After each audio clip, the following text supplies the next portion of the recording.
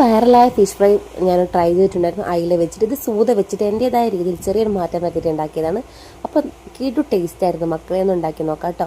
അപ്പോൾ അതിന് വേണ്ടി ഞാൻ ഇവിടെ ചെറിയുള്ളി, ഇഞ്ചി, വെളുത്തുള്ളി, ഒരു നെല്ലിക്കട വലുപ്പത്തിൽ പുളിയും അതുപോലെ കറിവേപ്പില എടുത്തിട്ടുണ്ട്.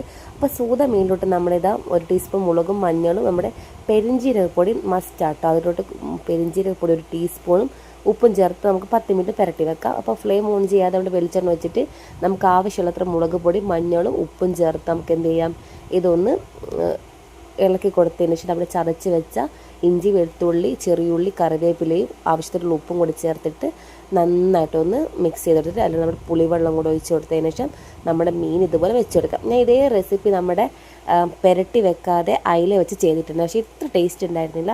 അപ്പോൾ നമ്മൾ മീനൊന്ന് മസാല തിരുമ്മി വെച്ചിട്ട് ചെയ്യുകയാണെങ്കിൽ നല്ല കിടു ടേസ്റ്റ് ആയിരുന്നു.